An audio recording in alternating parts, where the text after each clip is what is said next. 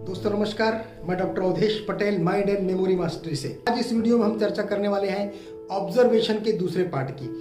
अवलोकन यानी किसी भी चीज को ध्यान से किसी निश्चित पर्पस के साथ देखना और समझना। केवल हमारी आंखें किसी के साथ मिल जाती है उससे हमारा ऑब्जर्वेशन पूरा नहीं हो जाता। आंखों के मिलने के साथ साथ आंखों के पीछे जो काम कर रहा है हमारा मन यानी हमारी माइंड और आंख जब दोनों एक साथ मिल जाती है तब जाके हमारा ऑब्जर्वेशन पूरा होता है। आज मैं आपको वो मेथड, वो तकनीक बताने वाला हूँ जिसके माध्यम से आप डिसाइड कर लेंगे कि हमारा ऑब्जर्वेशन पढ़ाई करते समय कैसे पूरा होगा। इसके लिए दो फार्मूला यूज करना है। पहला फार्मूला माइंड प्रिपरेशन जो मैंने आपको पहले वीडियो में बताया था, और दूसरा फार्मूला जो है अभी बताने वाला हूँ। यानी जैसे पढ़ना शुरू करें, टॉपिक हेडिंग देखें, अपने माइंड को प्रिपेयर कर लें, उसके बारे में आप क्या जानते हैं, कितना जानते हैं, उस सारे थॉट को जो आपके सब कॉन्शियस माइंड में छिपा हुआ है उसको आप कॉन्शियस माइंड में लाइए। जैसे ही कॉन्शियस माइंड में लाएंगे यानी आपका माइंड प्रिपेयर होना शुरू हो गया।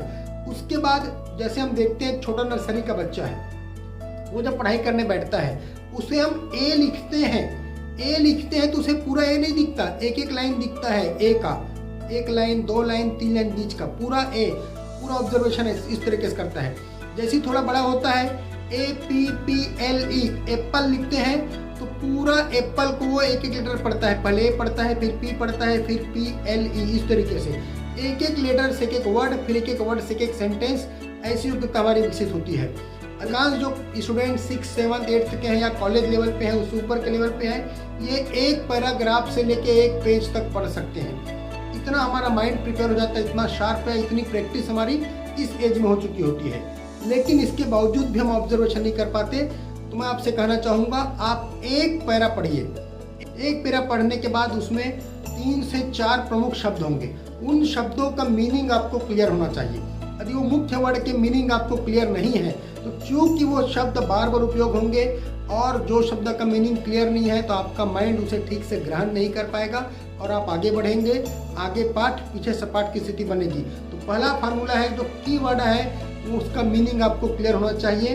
यानी कीवर्ड यानी ऐसे शब्द जो पूरे सेंटेंस को रिप्रेजेंट करते हैं, पूरे वाक्य का प्रतिनिधित्व करते हैं, ऐसे शब्द को कीवर्ड कहा जाता है। उस कीवर्ड का मीनिंग क्लियर हो, पहली बात।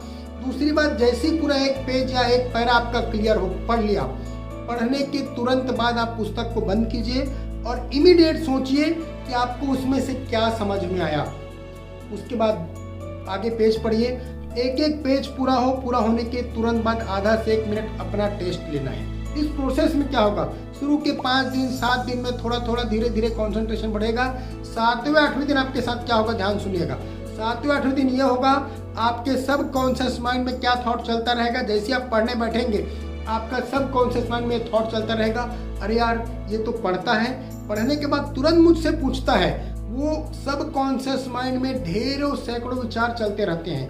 जिस चीज को हम महत्वपूर्ण मानते हैं वैसे विचार चलते रहते हैं। अब वैसे विचार नहीं चलेंगे, उस समय आपके क्या विचार चलेंगे कि इस पढ़ने के बाद मुझे इसका जवाब देना है। वो ऑटोमेटिक कंसंट्रेशन, जो थॉट इधर उधर बिखरे थे, उस थॉट को, उस प्रक्रिया को, उस चैप्टर को समझने में लगाएगा।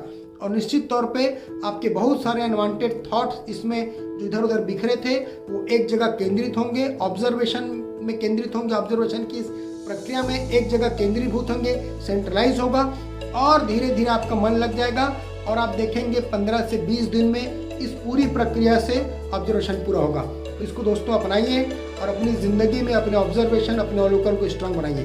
धन्यवाद।